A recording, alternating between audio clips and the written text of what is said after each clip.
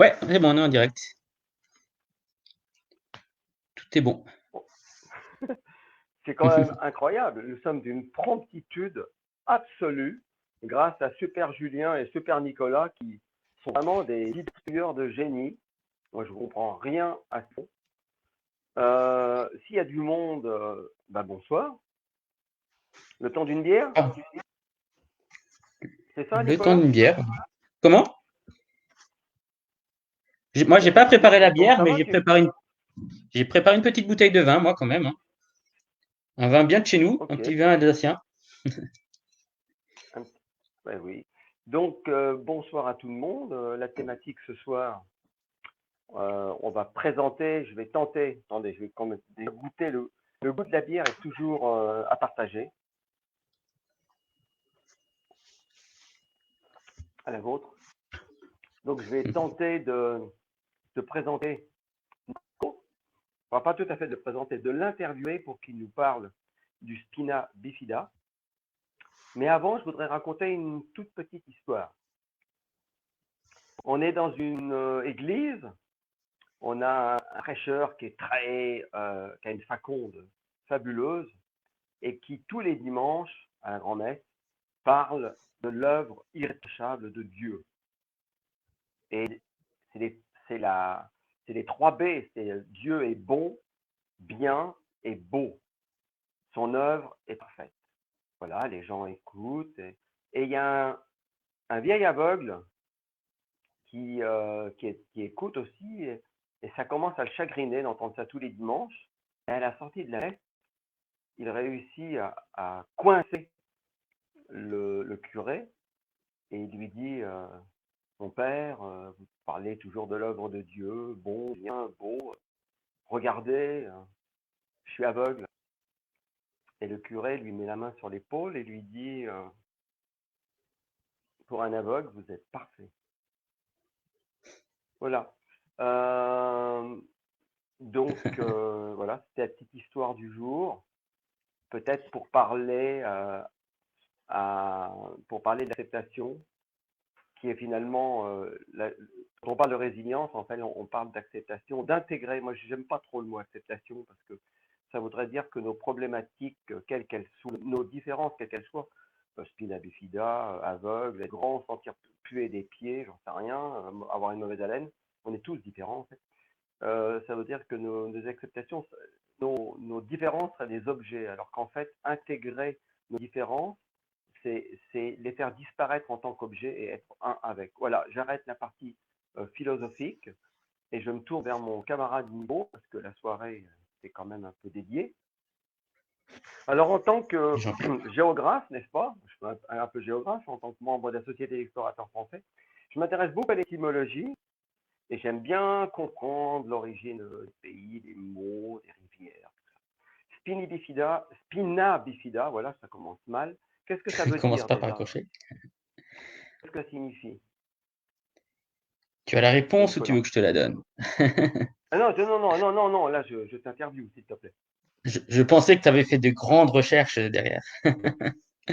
Non, spina bifida, ça veut dire épine fendue en latin. Parce que c'est un peu ce qui se passe dans le bas du dos. C'est-à-dire qu'on a une ouverture au bas du dos qui peut être à différents niveaux, soit au niveau du sacrum, au niveau lombaire ou au niveau vertébral. Dans mon cas, c'est au niveau du sacrum. Et donc en fait, il y a deux formes de spina. Il y a le myéloméningocèle et le méningocèle. Moi, j'ai le myéloméningocèle qui est la forme la plus grave, mais par contre, c'est au niveau du sacrum, et c'est dans cette zone-là en fait qu'il y a le moins de conséquences en gros sur la marche. Ça ne veut pas dire qu'il n'y en a pas du tout, parce que quand j'étais gamin et jusqu'à il y a quelques années, j'avais des sacrées douleurs dans les jambes après quelques kilomètres. Mais beaucoup de personnes qui sont atteintes du spina bifida sont en fauteuil roulant, ce qui n'est pas mon cas là par contre.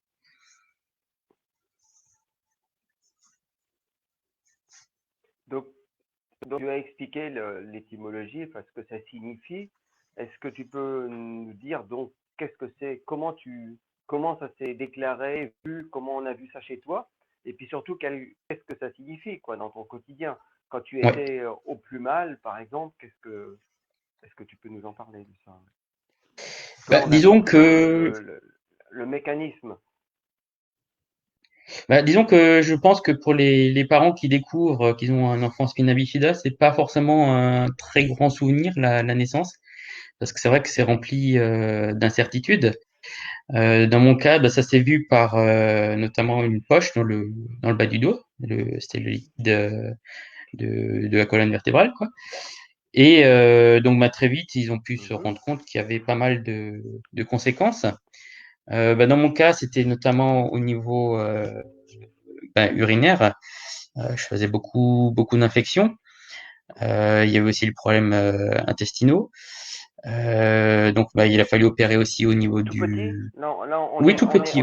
Ouais, c'est une maladie qu'on découvre dans la plupart des cas à la naissance, d'accord. mais qui peut aussi éventuellement se déclarer à l'âge adulte, mais c'est plus rare. C'est ce qu'on appelle alors un Mhm. spina occulta, un spina caché.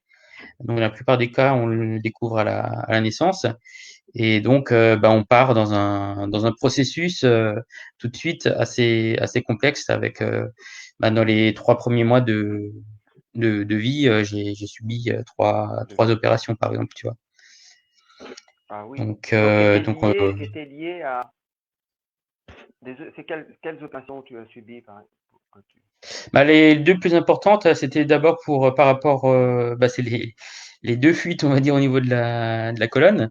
Au bas de la colonne, donc, comme je Mhm. disais, c'est le Mhm. liquide de la colonne qui s'écoule. Et il y en a aussi une au bas, à la jonction entre le crâne et la colonne, qui provoque là une hydrocéphalie. Et donc, bah, quand j'étais bébé, on m'a installé une valve pour évacuer le liquide du cerveau qui s'évacuait qui coulait, parce que sinon il y a le risque de pression sur le cerveau et donc de le démolir, quoi. Et en bas du dos, il a fallu refermer cette, Ouais. cette fissure pour avoir ensuite le moins de conséquences possibles. Après, voilà, sur le système urinaire et tout ça, bah, il y a quand même toujours, du coup, le manque de contrôle.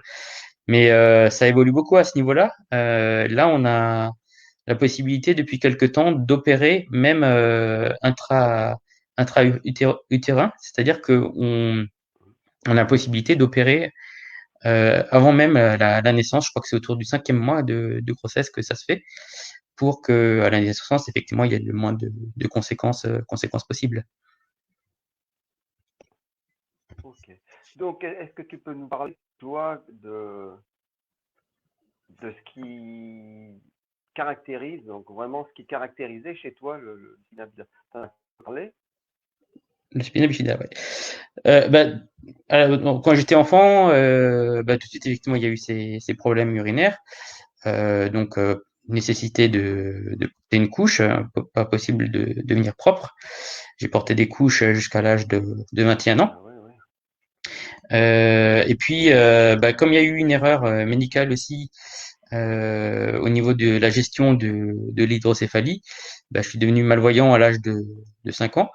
Donc concrètement, à l'heure actuelle, je vois à peu près 3 degrés sur un champ visuel classique qui est plutôt autour de 180, quoi. Donc c'est l'hydrocéphalie qui a réapparu et qui a provoqué cette pression sur les nerfs optiques. Le nerf optique droit a été complètement démoli, et puis sur l'œil gauche, il a résisté uniquement au centre, quoi. Donc D'où bah la voilà, j'ai suivi malvoyance, ouais, tout un. aujourd'hui. Ouais. Mm. Voilà, ouais. Donc en tout, j'ai subi 11 opérations. La dernière remonte à l'année dernière, où donc on m'a installé un système sur le ventre parce que les intestins ne fonctionnaient plus. Et donc là, tous les 2 jours, je suis obligé de pratiquer un lavement.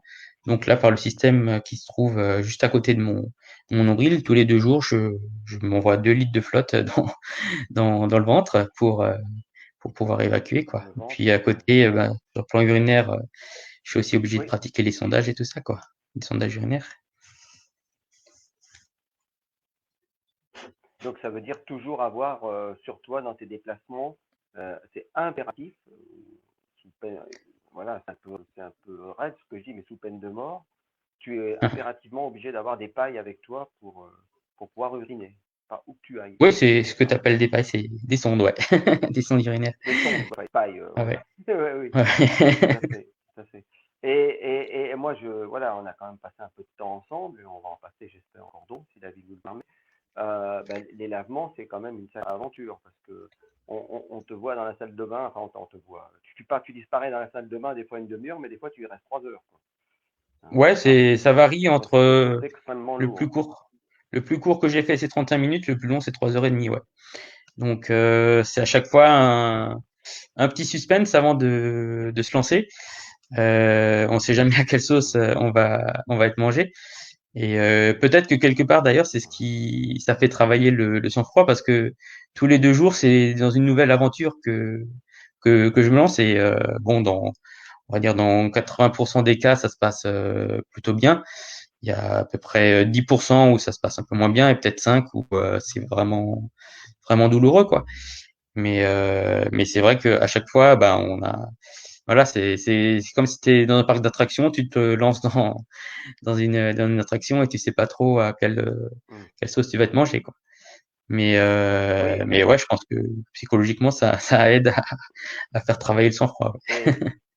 et, et tu aurais dû, enfin voilà, si tu es resté dans une certaine sécurisation, tu aurais dû ne pas avoir une vie de voyageur comme tu as. C'est beaucoup plus simple.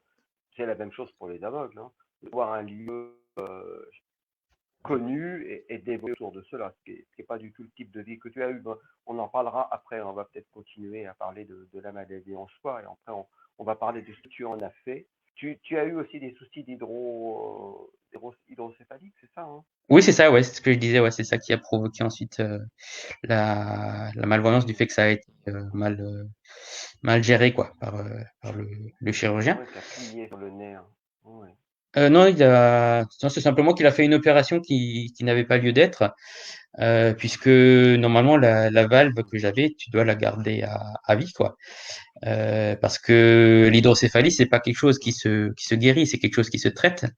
Donc, quand t'as la valve, bah, t'as le liquide qui s'évacue et qui du coup ne pose plus de problème. Mais à partir du moment où tu retires cette valve, bah, forcément le liquide se retrouve en liberté, on va dire, dans ton corps et puis peut provoquer un peu les dégâts qu'il fait, quoi. Donc au En final, je tout m'en cas, suis pas trop mal sorti parce que ouais. ça aurait pu avoir des conséquences encore bien plus graves sur mon cerveau en général, tu vois. En tout cas, la dernière fois qu'on était ensemble à Strasbourg, moi, ça m'avait impressionné. Bon, tu m'avais montré la valve là sur ton ventre, ça c'était impressionnant. Mais moi, je ne savais pas que tu as effectivement dans le dos, on est allé boire un verre un soir chez des copains, et il y a un gamin qui passait derrière toi sur le canapé qui t'a touché certainement pas violemment que ça dans le dos, et tu étais extrêmement mal, et moi je ne comprenais pas du tout ce qui se passait. En fait, tu as Ouais, c'est aussi ça, c'est comment on peut expliquer ça? Ta colonne est quasiment, il y a quand même une lucarne là-dessus, c'est quasiment ouvert, quoi. bah, c'est sûr que Ah, il paraît qu'il faut qu'on c'est monte mon son. ah Ouais, non, mais t'inquiète. Qui monte de mon côté. Hop, j'ai peut-être un truc à j'ai régler là. l'impression que c'est mieux. Bonsoir. Non, là. non, on n'est pas déconnecté, t'es là. Nicolas? Ouais, je suis là, ouais. Je l'entends plus. Ouais. Ah, mais je t'entends plus dans le micro. Ça a déconnecté le Ah, micro. C'est rien ça. Non, ça va mais revenir. j'ai l'impression que le son est mieux comme ça en tout cas. Ah oui, mais moi je t'entends plus dans mon micro. Ouais. Je t'entends qu'à l'extérieur. Et vous m'entendez normalement? Les gens qui sont en lien avec nous maintenant? Est-ce entendablement? Parce que j'ai retour dans le micro.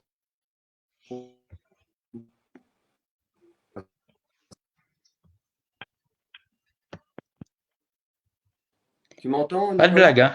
Ouais, ouais, je t'entends bien, ouais. Pas de blague, hein. On fait plus de. Ouais, pas de blague. Non, mais j'entends pas dans le micro, moi, en tout cas, pour le moment. Si, Bon, t'entends dans le micro là, non? non, non, non, non, pas du tout. Euh, Vous m'entendez quand même?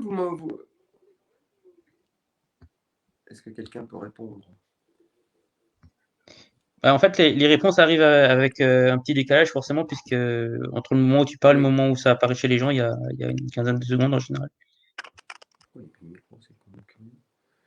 Écoute, les gens t'entendent. Est-ce que tu peux nous parler un peu, alors tu me dis si je vais trop vite ou pas, de la gestion de, parce qu'évidemment c'est la question qu'on se pose tous et que je me suis posée quand je t'ai rencontré, la gestion de la Mhm. douleur et de la fatigue, évidemment. Bah, ça, c'est un peu une question quotidienne, tu vois. Ça y est. Surtout au niveau de... Là, la douleur, c'était une vraie problématique, surtout quand j'étais gamin. Parce que bah, moi, j'avais mon suivi au niveau kiné, tout ça. Euh, parce que, comme je disais, j'avais un temps de marche qui était vraiment, vraiment très court. Et au-delà de ça, du fait là, bah, j'ai pas fait la liste complète hein, de tout ce qui déconne, mais par exemple, il y a aussi une atrophie au niveau des jambes. Tu peux. Mm. C'est bon? Ouais, il y a aussi une atrophie au niveau musculaire, au niveau des jambes. Et donc, quand j'étais gamin, bah ouais, après 3-4 kilomètres, j'avais vraiment, vraiment mal. Et donc, bah, depuis que j'ai fait pas mal d'exercices, ça a diminué, voire quasiment, quasiment disparu. Pareil pour les douleurs de dos, à part au moment des chocs dont tu as parlé, parce que c'est vrai que quand on me cogne dans le bas du dos, ça me fait un peu comme un coup de jus, tu vois, qui me traverse le corps. Et donc là, au niveau de la douleur, ça va mieux. C'est surtout effectivement la fatigue et les douleurs que peut provoquer le, les lavements. Donc au niveau de la gestion, bah, c'est quelque chose qu'il faut que j'intègre pleinement dans ma vie et dans mes activités. Tu vois, par exemple, du coup, là, je l'ai fait les soirs. Donc ça veut dire que un soir sur deux, je peux quasiment rien me programmer.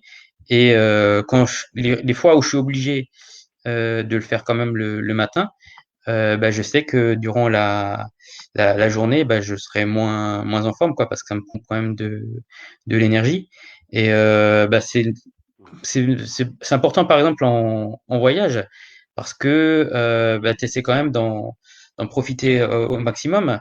Et bah, c'est particulièrement compliqué quand t'es avec quelqu'un ou quand tu es en groupe, parce que voilà, tu es obligé de dire, bon, bah, ce soir, il va falloir que je fasse ça. Et bah, la personne va le comprendre, mais il faut vraiment que tu sois. C'est pour ça que je suis obligé de vraiment si je pars avec quelqu'un, il faut que je parte avec quelqu'un qui a pleinement intégré ça et à qui ça va pas poser de problème de frustration, tu vois. Donc, C'est bien pour bah, ça il qu'on y a, en il y a eu parle, l'exemple. Jean-Nicolas. C'est bien pour ça qu'on en parle ce soir. Parce que moi, avant Ouais, de te ouais, rencontrer, ni je ne connaissais le nom, ni je ne connaissais cette maladie, cette problématique, si tu veux. Et je trouve que ouais, ouais, voilà, on a un espace qu'on s'est créé pour en parler. c'est Ouais, ça. donc on a bien compris que la gestion de la fatigue, c'est pas rien du tout. Ça demande une grosse organisation. Ouais, Dis-moi ce ouais, que ouais, ça j'aimerais fait beaucoup, toute ma vie. à moins que j'ai oublié quelque chose. Dans les médias, j'aimerais bien que tu me parles évidemment de, parce que tu es dans, enfin moi je te connais encore une fois, et je sais que ne fais pas subir. Tu as pas laissé la chose t'envahir complètement, et tu as vraiment tout fait pour retrouver de l'autonomie, marcher, voire mieux que ça. D'ailleurs, tu en parleras tout à l'heure. Donc, est-ce qu'il y a eu, la question, c'est est-ce qu'il y a eu à un moment donné un moment charnière? Oui, il y a eu. Est-ce qu'il y a eu un moment où, tu vois, moi, à l'hôpital, il me semble qu'à l'hôpital, tu m'avais raconté des choses là. Oui, tout à fait. Ouais, ouais. Ouais, il y a eu pas mal. Il y a eu plusieurs moments charnières, du coup. Attends, tu m'entends encore? Mhm. Ouais, ah, j'ai eu peur. Oui, oui, je t'en bien là. Euh, ok, ouais, non, j'ai eu peur là, j'ai eu un truc qui a. Ouais, il y a eu plusieurs moments charnières dans ma vie. Il y en a eu un premier en 2004 où bah, là, j'avais quand même subi une opération assez lourde. Et donc, T'as quel âge en 2004, Nicolas? T'as quel âge en en 2004? 2004, j'avais 19 balais. Et là, j'ai subi Ok. une opération très lourde parce qu'on m'a agrandi la vessie. On m'a installé un sphincter artificiel. Enfin, c'était vraiment tout un bordel. D'ailleurs, c'est une opération qui s'est faite en 3 fois. Et bah, c'est vrai qu'à ce moment-là, je me suis dit, bon, ben, que pour moi, l'hôpital, quand j'étais gamin, j'appelais ça la maison de campagne, tu vois. Parce que c'est vrai que j'étais un habitué des lieux. Et puis là, au bout d'un moment, je me suis dit, bon, Ouais. ça fait pleinement partie de ma vie d'être enfermé. Mais c'est pas ça que je veux de ma vie, quoi. Donc, quelque part, ce moment-là, ça m'a donné une certaine force mentale. Mais sauf que il y avait beaucoup de barrières à soulever. Bah, le problème urinaire, bah, tu t'imagines difficilement le gérer en voyage. Bah, il y avait des questions Ouais. d'autonomie par rapport à la vue, toutes ces histoires de fatigue. Enfin, il y avait vraiment beaucoup de barrières différentes. Et, euh, et dans un premier temps, c'est vrai que je me suis un peu senti écrasé quand même par tout ça. Je savais pas trop comment j'allais l'atteindre. Et puis, en fait, au bout d'un moment, il y a une solution qui m'est apparue et que je pense qu'il peut servir à beaucoup de gens qui voient pas forcément le bout du tunnel de quelque chose. J'ai essayé vraiment d'avancer pas à pas, tu vois. Plutôt que de me battre sur tous les fronts en même temps, j'ai pris, euh, j'ai pris les combats les uns après les autres. Et c'est peut-être ça qui, je suis pas du genre à jeter des fleurs du tout. Mais peut-être que si j'ai eu un mérite, c'est ça, c'est de m'être Mhm. toujours dit que le pas suivant, il allait venir. Parce que tu vois, j'ai commencé, bon, il y avait déjà toutes les opérations pour régler plein de soucis à gauche, à droite. Mais après, Mhm. quand je me suis par exemple décidé à, à pouvoir faire plus de kilomètres, j'ai fait ça en me disant que bah, ça, certes, ça serait déjà une grande avancée de pouvoir beaucoup plus marcher, mais je savais absolument pas si ensuite ça allait me servir à grand chose puisque j'étais pas encore très très autonome, tu vois, par rapport à la vue. Donc à chaque fois que j'ai fait un pas, il y a le suivant qui s'est emboîté, mais au moment où je le faisais, je savais pas du tout que ça allait se passer comme ça. Donc Et quelque l'autonomie part, par ouais, ouais. ouais, quelque part, c'est vraiment L'au- le message que je veux faire passer, c'est que tout ce qui fait progresser dans la vie, il faut le faire, même si on voit pas à quoi, même si on sait pas la finalité qu'il pourrait y avoir derrière, tu vois. Ça me Si vraiment parle. ça pourrait Alors, aider à avancer dans la vie, c'est tout progrès sera utile. c'est comme la marche, quoi. Tu vois. La marche, c'est le pas Complètement, que ouais, tu fais, quoi. complètement, complètement. Ouais. Et T'as un rapport, ben, t'as un rapport. Vas-y. non, non, vas-y, vas-y, c'est bon.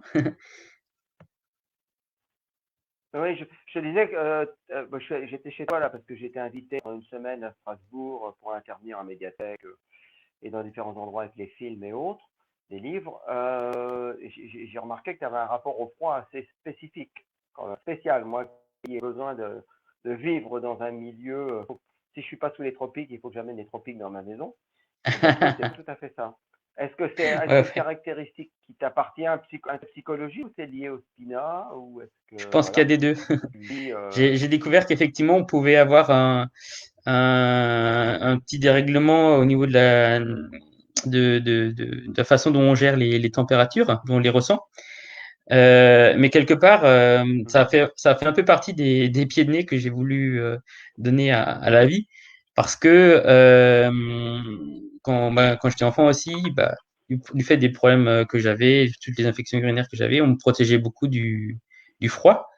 Et en fait, là, aujourd'hui, bah, j'ai compris que le froid aussi, ça avait aussi des vertus, tu vois, grâce à l'hormèse, tout ça, que ça peut renforcer aussi le système immunitaire. Enfin, on a beaucoup de croyances par rapport au froid qui sont pas très justes.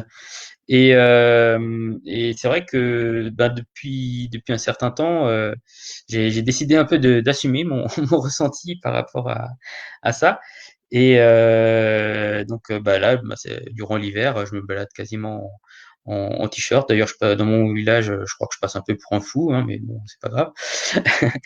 Mais ouais, donc et puis à côté, j'ai participé aussi à un stage Wim Hof. Donc Wim Hof, c'est un Néerlandais qui ont mis en place toute une technique par rapport à la gestion du froid et et de la respiration, justement pour avoir beaucoup de vertus au niveau de de la santé. Et c'est vrai que donc durant ces stages, on fait différents trucs. Ça se passe évidemment en plein hiver. On fait des randos torse nu sous la grêle. On prend des bains de glace et tout ça. Et c'est vrai que moi, j'ai appris à aimer le froid, alors qu'au départ, c'était un peu un ennemi dans ma vie. Et voilà, ça fait peut-être un Ouais. peu partie des petites revanches, quoi. Donc, tu bois jamais un pastis sans glaçon, quoi, en fait. Ah bah non, ça c'est pour tout, hein, c'est pour les boissons, c'est pour tout, hein. Ouais, ouais. Non, non, mais Bon, j'aimerais c'est bien, Nicolas, j'aimerais bien que tu nous parles un peu de la progression. Bon, tu nous disais quand tu étais enfant, tu pouvais marcher 3-4 kilomètres, tu étais littéralement épuisé. Il me semble me ouais. souvenir que tu as un peu outrepassé les mesures ces dernières années. Ouais, effectivement, bah du coup, je pense quand j'ai vraiment décidé de me lancer, de reprendre le contrôle de ma vie, on va dire, c'était autour de 2014. Et j'ai considéré que c'était un peu la première étape. Et donc là, je me suis acheté une petite machine de torture, une machine un multi-trainer. Et en fait, donc tous les soirs, je me faisais une session dessus. Et en fait, la règle que je m'étais fixée, c'est que je m'arrêtais pas tant qu'en gros je chialais de douleur, tu vois. Et ça a vite eu un effet très positif, parce que donc sur le côté de la jambe, j'ai un muscle qui est atrophié, mais c'est les autres du coup qui se sont développés pour un peu prendre le relais, quoi. Et quelques mois après, j'ai décidé de me lancer sur une portion du chemin de Saint-Jacques. Alors le chemin de Saint-Jacques, en fonction de ce qu'on fait, il peut faire entre 900 et 1700 kilomètres. Là, on s'est sur une portion de 300, ce qu'à ce moment-là, pour moi, c'était déjà, t'imagines, c'était déjà le bout du monde, hein. Ouais, Donc on a fait ça sur 15 jours. Et puis là, ça a vraiment été une révélation. Plus à ce moment-là, enfin, j'étais vraiment fauché et tout. Et donc là, ça a vraiment été une révélation de ce qu'était la liberté, parce que moi, avant ça, par rapport à mes problèmes de vue, mon avenir, je l'imaginais enfermé entre quatre murs, tu vois. Et, euh, et donc là, ça a été une expérience vraiment fondamentale pour moi, parce que d'une part, je découvrais la liberté, et puis sur le plan pratico-pratique, ça a été un exercice grandeur nature pour la gestion de tout ce qui est sonde urinaire, parce que là, ça faisait déjà quelques années que je me sondais. Et en fait, comme on n'avait pas beaucoup de sous, on était parti avec la tente sur le dos. Donc, t'imagines, quelques mois auparavant, wow. je marchais Ah oui, non, quelques mais c'est kilomètres, incroyable. Ah, et là, je suis incroyable. parti avec Ouais, 15 ouais. kilos sur le dos, quoi. Avec la tente, tout le barda, 300 kilomètres. Et après, tu t'en es pas tenu un. Moi, je me souviens, tu m'as raconté une histoire, là. T'es pas allé marcher t'as pas relevé ce défi, là, 24 heures de marche ou quelque chose comme ça? Ouais, il y a eu ça aussi, ouais, parce que je m'étais dit que, voilà, je voulais avoir une sorte de thermomètre, quoi, pour voir les progrès qui ont été faits. Et donc, quelques mois plus tard, ouais, aussi, j'ai participé Ouais. aux 24 heures Et de alors, Peigné du côté de Marseille. ouais. Et alors? Et alors, bah, à ce moment-là, là, j'ai marché 79 kilomètres, quoi, en 24 heures. Ah ouais. Voilà. Ah ouais. Donc, effectivement, ça avait plutôt bien 79 marché. kilomètres alors que, bon, écoute. Et est-ce que tu me... Ah ouais, non, mais là, bon, je veux pas dire chapeau à chaque fois, mais ce que j'ai envie de dire, je trouve que c'est absolument admirable ton parcours. Et, voilà, il y a rien à... Je te l'ai déjà dit. Je voudrais que tu me parles un peu, parce que tu sais on essaie de, par un temps un peu limité pour tout le monde, pour pas non plus être pas invasif non plus. Et ouais, je me doute, on a passé la demi-heure. Comment tu envisages la suite Déjà, des voyages avec la contrainte des lavements? Ça me. ça c'est une grande question parce que c'est vrai que bah, ça change quand Ouais, même complètement la donne, tu vois. Je peux pas me permettre non plus de faire ça vraiment n'importe où. Tu vois, par exemple, j'avais fait il y a quelques années, je me suis fait un petit plaisir. Je suis allé, enfin un gros plaisir en l'occurrence, je suis allé à Madagascar. D'ailleurs, là, par rapport à Madagascar, c'est déjà assez parlant, tu vois. Parce que je suis allé 3 semaines, c'était vraiment le maximum que je pouvais faire. À chaque fois, en fait, on va dire que je fais un peu le gosse, le sale gosse, qui ouais. de juste trouver la limite pour pas se faire taper sur les doigts, tu vois. Donc là, bah, je savais que si je restais plus de 3 semaines à Madagascar, par rapport à la gestion du sondage urinaire, ça commençait à poser vraiment des risques de choper une très très grosse infection, tu vois. Et donc, bah, par rapport Oui, au non, mais. lavement, c'est la même chose qui se pose. Euh, Par exemple, ben, l'association avec laquelle je suis parti en Sibérie, Vue d'ensemble, organise aussi un voyage là en Inde.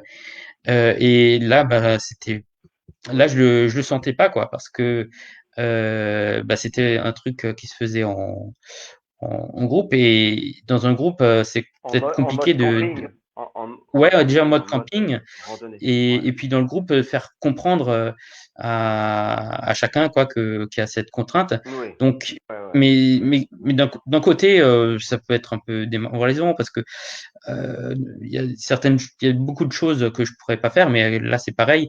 J'essaie toujours de voir ce que je peux faire plutôt que ce que je peux plus faire, tu vois. Donc bah, ça se fera sûrement en plus petit groupe avec chacun qui est au courant. Et puis bah, ça Qui demandera est une conscient, ouais. logistique. Tu vois, bah, voilà, par exemple, quand j'étais Mm. à Belle-Île-en-Mer avec ma pote Sarah, bah, ça s'est très bien passé parce que voilà, les choses étaient posées, le cadre était posé dès le départ, quoi. Donc ça demande de poser un certain Ça, c'est cadre. important. Et puis, bah, par exemple, pour le tour d'Europe que je veux organiser, donc tu sais, c'est un projet Oui, que je veux organiser oui, là, qui est d'ailleurs parrainé par ton copain Filippo de Di Borgo, que je remercie. oui. Ouais, le Euh, tour de l'Europe, oui. Mm. ouais, tour d'Europe en autonomie. En autonomie, Bah là, je ouais. sais que tous les 2 soirs, il faudra que je sois dans un endroit qui me permette À quoi peu près de faire confortable ce. pour que tu puisses Ouais, gérer. Oui. ouais, Et ouais, est-ce qu'il y a un ouais. rêve aujourd'hui, est-ce qu'il y a un rêve qui te semble aujourd'hui impossible, que tu Bah, aimerais évidemment incarner j'ai un toujours. jour? Ouais, ouais, carrément. Oui, oui, effectivement, il y en a un qui me paraît encore compliqué, mais remarque, par exemple, le Baïkal, au départ, ça me paraissait totalement impossible. Les marcher 80 km, ça me paraissait impossible.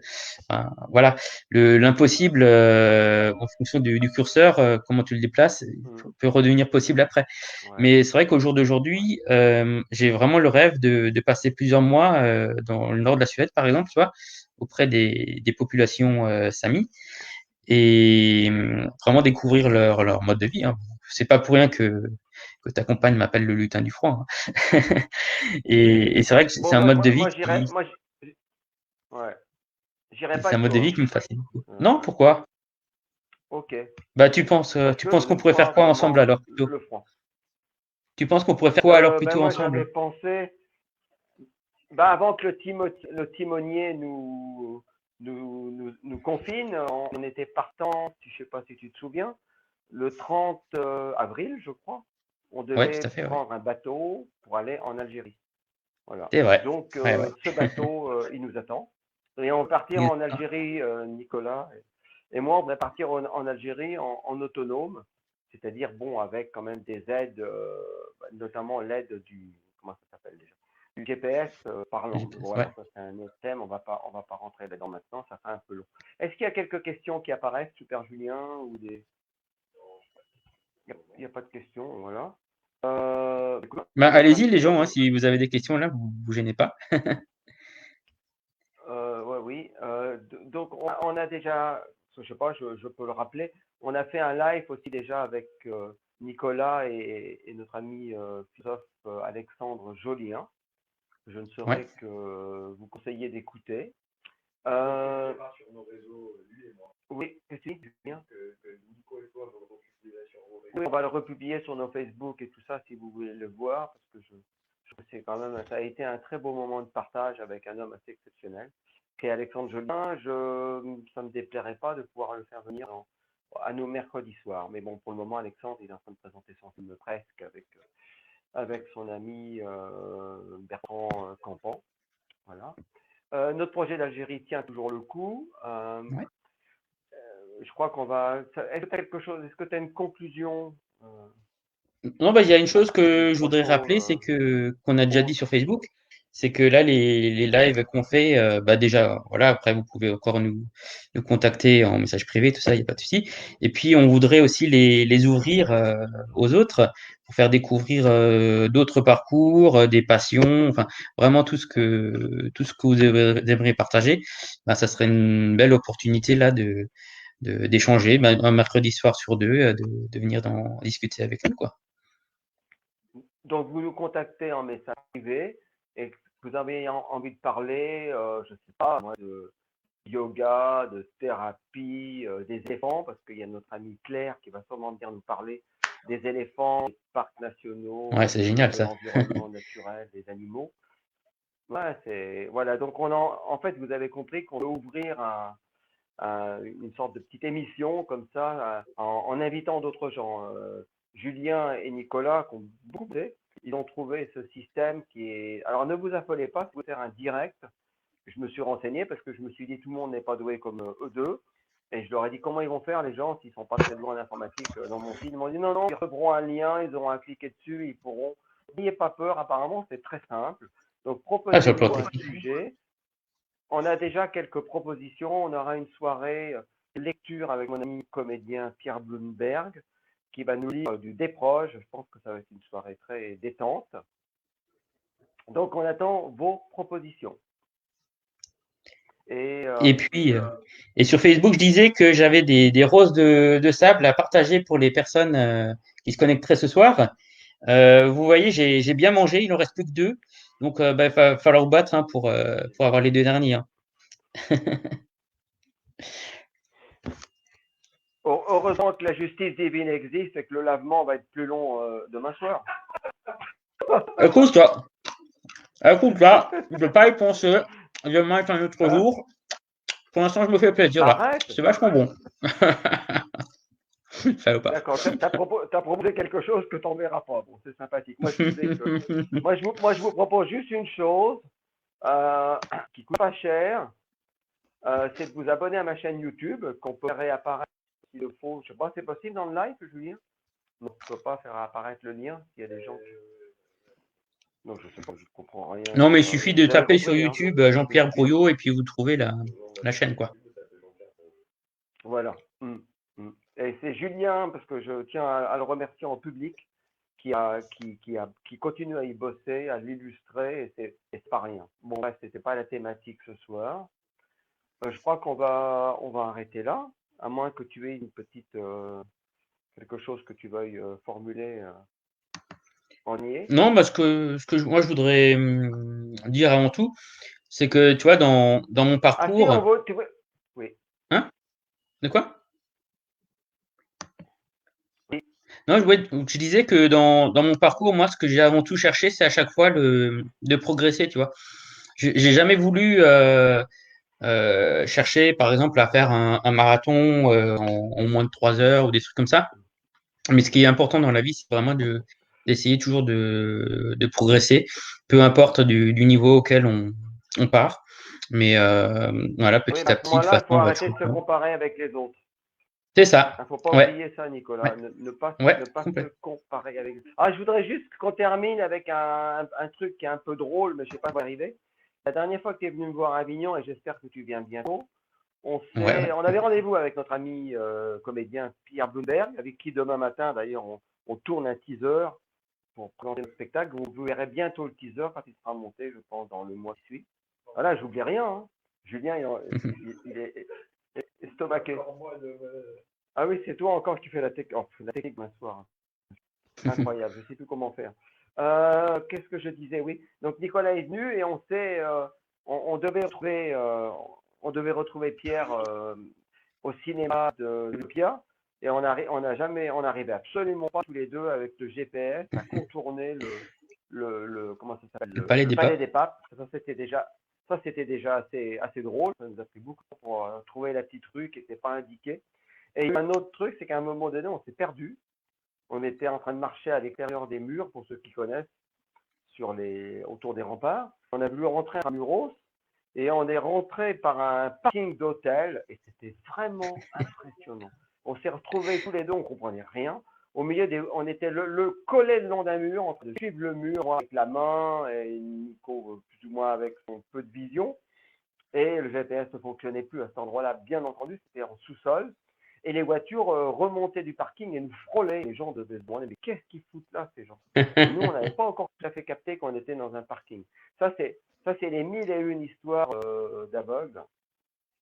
D'ailleurs, on a un peu l'intention de créer des petites scénettes rigolotes. Mais bon, on en parlera. Bah, cette anecdote, c'est vachement parlant sur mes vadrouilles, tu vois, où bah forcément ça se passera pas aussi bien que quelqu'un qui va normalement, mais après je m'en fous, voilà, ça se passe C'est beaucoup plus de drôle. façon très particulière, mais ça se passe et puis au final ça reste du plaisir, tu vois. Et au contraire, ça fait des anecdotes à Oui, raconter, est-ce qu'on peut bah, pas. notamment sur Nico Exactement. Indiroutard. Après, on peut le transformer. Oui, oui, tout à fait, ça va du retard. Le transformer en s'amusant à chaque situation. C'est ça. C'est ludique C'est en fait. ça, ouais. Bon, Ouais. ladies and gentlemen, we've been very happy to hear you. Non, on vous a pas entendu. J'espère que vous avez joui et que ça a été très clair. Moi j'aimerais, s'il vous plaît, que vous donniez quelques retours parce que je me mets à la place de quelqu'un qui ne connaissait pas le spina bifida. Est-ce que vous avez un peu plus de quoi en retour? Et Alain Avanti-Voilier Muscadet. Bien que Nico et toi, vous avez absolument en direct le retour des commentaires. Oui, d'accord. On a en direct le retour des commentaires. On répond par rapport aux commentaires et à nos deux amis qui nous posaient la question. Donc, Nicolas, écoute, super Nicolas. Merci, me dit Julien, te dit Julien, pardon. Et, Merci à tous. et ben, dans 15 jours, on se retrouve. Et ouais, on va voir qui sera la star de la soirée. On va voir qui sera la star de la soirée. Ouais. Je te remercie, Nicolas. Merci pour ce très beau travail d'interview. Apparemment, t'as plutôt l'habitude d'être de l'autre côté du micro, donc